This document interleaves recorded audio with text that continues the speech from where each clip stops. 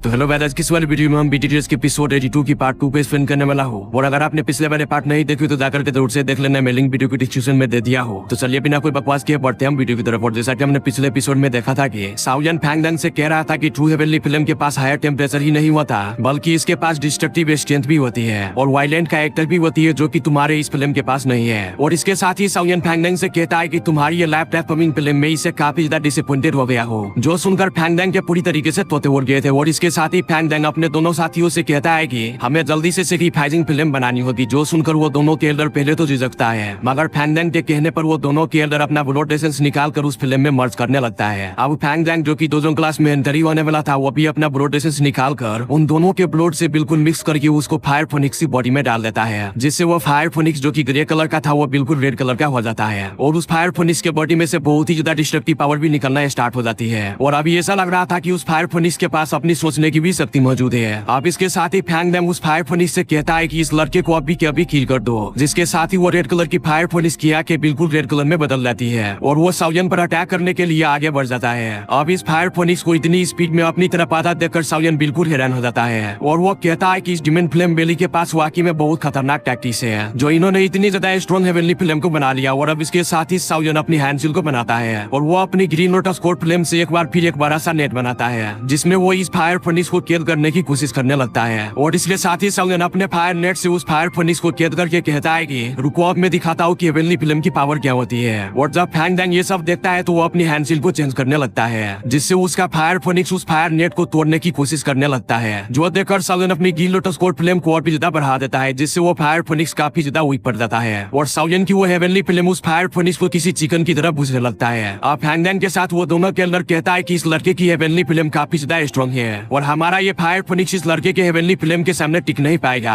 अब ये सुनकर फैंगडंग सोचता है कि सच में हमने साओयन के साथ हेवनली फिल्म से फाइट करने का डिसीजन बिल्कुल गलत किया था। हमें साओयन की हेवनली फिल्म को अंडर एस्टिमेट नहीं करना चाहिए था, क्योंकि अभी इसकी हेवनली फिल्म बहुत ही ज्यादा स्ट्रॉन्ग है। अब फैंगडंग अपने दोनों केल्डर से कहता है कि हमें अभी के लिए पीछे हार लेना चाहिए। और फिर इसके साथ ही फैंगडंग अपनी फायर फोनिक्स को छोटी छोटी मक्खियों के दानों में बदल देता है और वो वापस उस फायर फोनिक्स की एनर्जी को अपनी बॉडी में बुलाना स्टार्ट कर देता है। मगर साओयन ये देखकर कहता है कि तुम एक ही टेक्निक को मुझ पर दोबारा यूज नहीं कर सकते। आज मैं तुम्हारी इस लाइफ ट्रांसफॉर्मिंग फिल्म को तुमसे छीन लूंगा, जो कहकर साओयन हंसने लगता है। और फिर साओयन अपनी ग्रीन लोटस कोर फ्लेम से एक बड़ा सा हाथ बनाकर उन सभी के फायर एनर्जी को पकड़ लेता है। और ये देखने में ऐसा लग रहा था कि साओयन ने बहुत सारे परिंदों को छोटे से केज में बंद कर दिया हो। और फिर साओयन उस सारी एसेंस एनर्जी को पकड़कर फैंगडंग से कहता है कि तुम्हारी इस गिफ्ट के लिए बहुत ज्यादा शुक्रिया, मैं तुम्हारी इस गिफ्ट को एक्सेप्ट कर रहा हूँ। अब साओयन के मुंह से ये बात को सुनकर उन तीनों की हालत पूरी तरीके से खराब हो जाती है और उन तीनों के मुंह से बहुत ही ज्यादा खून भी आने लग गया था, क्योंकि वो फायर फोनिक्स उनकी दाउकी से बना हुआ था, जो दाउकी में उन्होंने अपना ब्लड एसेंस भी यूज किया था।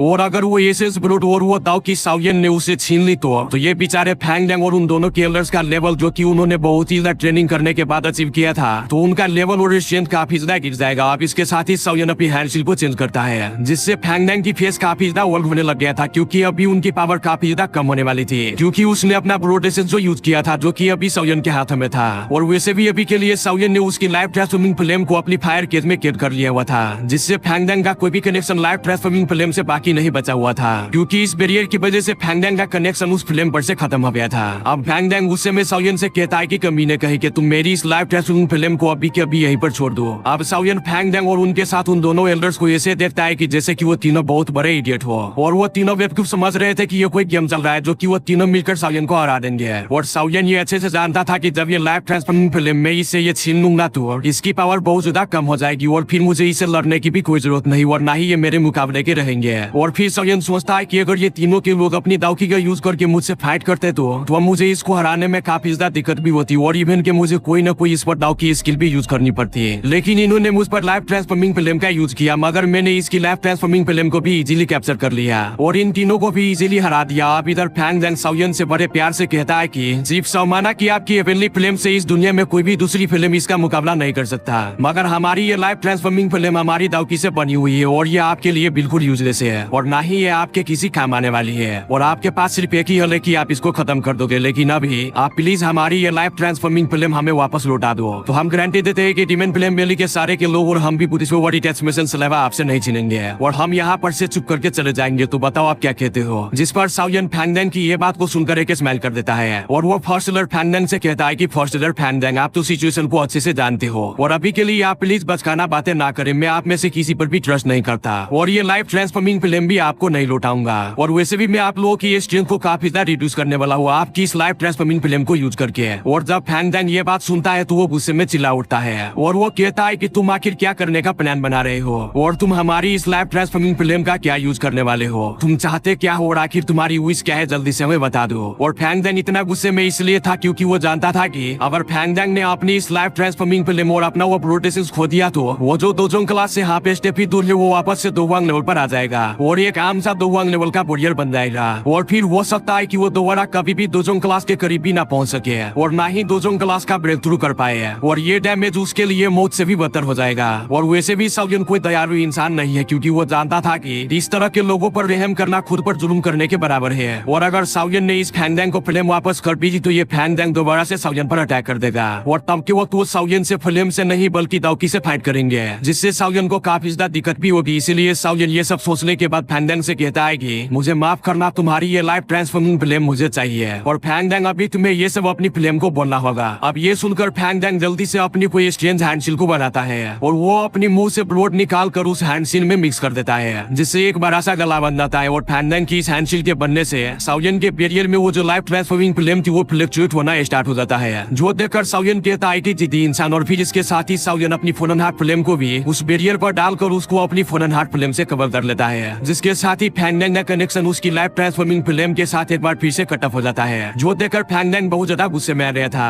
अब साउयन फैंग डैंग की तरफ देखते हुए फैंग डैंग की वो लाइफ ट्रांसफॉर्मिंग फिल्म को अपने मुंह में डालकर उसको निगलने लगता है जो देखकर फैंग डैंग पूरी तरीके से हैरान हो गया था और वो साउयन से कहता है कि तुम पागल हो, तुम आखिर करना क्या चाह रहे हो, तुम एक फिल्म को इस तरह से खा नहीं सकते। और ये सब देखकर फैंग डैंग पूरी तरीके से कांप चुका था और वो कहता है कि साउयन तुम पागल हो गए हो क्योंकि इवन के किलर दोजोंग लेवल के एंसेस्टर भी हमारी इस फिल्म को इस तरह से नहीं खा सकता क्योंकि ये फिल्म उसकी बॉडी में जाकर उसकी इंटरनल ऑर्गन को बिल्कुल डैमेज कर देता है। मगर अभी इन लोगों को कहा पता था कि साउयन के बॉडी में ऑलरेडी दो हेवनली फिल्म है और इवन के उसकी मास्टर की भी हेवनली फिल्म है जो कि साउयन को और साउयन की इंटरनल बॉडी को भी प्रोटेक्ट करती है किसी भी दूसरी फिल्म से। अब जैसे ही साउयन उस फिल्म को खाता है तो साउयन का फिल्म मंत्रा उस मैन में हेवनली फिल्म को निकलना स्टार्ट कर देता है और इन्वॉल्व होने लगता है। मगर साउयन के पास अभी के लिए टाइम नहीं था ये सब देखने के लिए। अब फैंग डैंग साउयन की तरफ देखता है जिसकी लाइफ ट्रांसफॉर्मिंग फिल्म साउयन ने खा ली थी जिसकी वजह से हान फैंग की स्ट्रेंथ काफी ज्यादा कम हो जाती है और उन दोनों की एल्डर्स की भी स्ट्रेंथ बहुत ही ज्यादा कम हो जाती है। अब फैंग डैंग गुस्से में कहता है कि सेकेंड वुडलर थर्ड वुडलर हमें इसको अब किल कर देना चाहिए। और अभी इन लोगों की स्ट्रेंथ दो या तीन स्टार कम हो चुकी थी और वो साउयन पर बहुत ही ज्यादा गुस्से भी थे और अब इसके साथ ही वो दोनों के एल्डर साउयन पर एक साथ अटैक कर देते हैं। और इधर फैंग डैंग इसके मौके का फायदा उठाकर वहाँ से भागने लग गया था मगर साउयन एक फायर पिलर से उन दोनों के एल्डर्स को वहीं पर राख का ढेर बना देता है। और ये देखकर फैंग डैंग जो कि भाग रहा था वो कहता है कि सेकेंड ब्रदर थर्ड ब्रदर मैं तुम दोनों की मौत का बदला इसे जरूर लूंगा।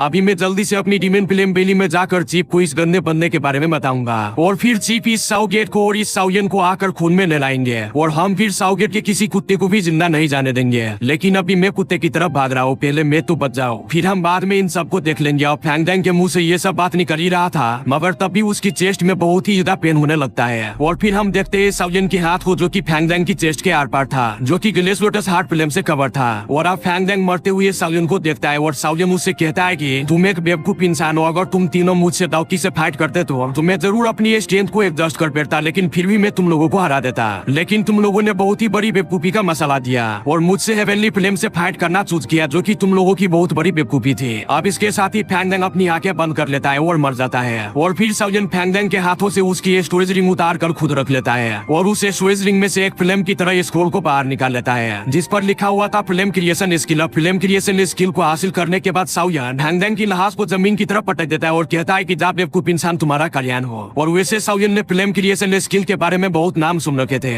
मगर ये फिल्म क्रिएशन स्किल बहुत ही ज्यादा यूनिक थी जिससे आप एक फेक हेवनली फिल्म भी बना सकते थे और इस स्किल से आप किसी भी फिल्म को अच्छे से कंट्रोल कर सकते थे। और फिर साउयन कहता है कि अगर मैंने इस फिल्म क्रिएशन स्किल को मास्टर कर लिया तो मैं अपनी हेवनली फिल्म पर तो अच्छे से काबू कर ही सकूंगा और साथ ही में मुझे एक फेक हेवनली फिल्म भी मिल जाएगी। और माना कि वो फेक हेवनली फिल्म मेरी हेवनली फिल्म के मुकाबले का नहीं मगर वो किसी दूसरी नॉर्मल फिल्म से ज्यादा स्ट्रॉन्ग होगी। और दूसरी तरफ हम देखते हैं किसान और मुया को जो कि लिटिल फेयर पर काफी ज्यादा भारी पड़ रहे थे मगर उन दोनों को लिटिल जिया से काफी ज्यादा डर भी लग रहा था। और जैसा कि मुया और किसान दोनों ही दो लेवल का एक्सपर्ट है तो लिटिल जिया को उससे फाइट करने में काफी ज्यादा दिक्कत हो रही थी और लिटिल जिया इस फाइट में काफी ज्यादा डिसएडवांटेज में जा रही थी। अब लिटिल जिया मुया पर अपना फिस्ट अटैक कर देती है जो देखकर मुया भी लिटिल जिया पर पीछे अटैक कर देते हैं। मगर दूसरी तरफ से किशन भी लिटिल गर्ल जिया को एक साइड से अपने शोल्डर से टक्कर मारकर दूर फेंक देता है और लिटिल गर्ल जिया इस अटैक से काफी ज्यादा इंजर्ड हो गई थी और उसके मुंह में से खून भी निकलने लग गई थी, जिसको लिटिल गर्ल जिया बड़े गुस्से से साफ करती है और अभी लिटिल गर्ल जिया के बॉडी में से पर्पल कलर का ग्लो भी निकलने लग गया था, जो देखकर साउयन लिटिल गर्ल जिया को हेल्प करने के लिए आगे आने लगता है। मगर लिटिल गर्ल जिया गुस्से से साउयन से कहती है कि ना बाबा ना, इसको तुम मेरे ऊपर ही छोड़ दो, देखना मैं अब इसका क्या हालत करती हूँ, अभी तुम जाओ दूसरे की हेल्प करो। और अब लिटिल गर्ल जिया के लिए ये बात हार या जीत की नहीं थी बल्कि उसकी जीत पर थी और वो इन दोनों को अभी खुद से हराना चाहती थी। और साउयन भी ये देखकर बहुत ही हैरान था क्योंकि लिटिल गर्ल जिया इतने गुस्से में थे कि वो ऐसी लग रही थी कि जैसे कोई बिस्ट अपनी इज्जत को डिफेंस करने पर उतर आई है। अब साउयन भी लिटिल गर्ल जिया की बात को सुनकर साइड पर हो जाता है क्योंकि वो जानता था कि लिटिल गर्ल जिया अपनी हीरो एनर्जी के साथ वो किसी भी लेयर 2 लेवल के एंसेस्टर से भी फाइट कर सकती है, तो भला ये दोनों के नमूने इसके सामने क्या चीजें हैं। और दूसरी तरफ मुया और किशन को जब ये पता चलता है कि साउयन ने डीमन फ्लेम वैली के फर्स्ट लेयर फैंग जैंग और सेकेंड और थर्ड लेयर को जो कि दो 1 क्लास के पीक के वॉरियर थे और फैंग जैंग जो कि 2 क्लास से हाफ स्टेप ही दूर था उसको बड़ी आसानी से की कर दिया है, तो वो बहुत ही ज्यादा हैरान होता है और वो कहता है कि साउयन ये तो 1 क्लास के 4 स्टार पर ही है, भला इसने इन तीनों को कैसे की कर दिया। मुया और किशन साउयन से काफी ज्यादा डरने लगता है और वो कहता है कि शुक्र है कि हमने पहले साउयन पर अटैक नहीं किया, वो तो अच्छा है कि डीमन फ्लेम वैली के लोगों की टक्कर पहले साउयन से हुई थी। अब इसके साथ ही मुया किशन से कहता है कि अभी हमें इस लिटिल गर्ल जिया को पकड़ना होगा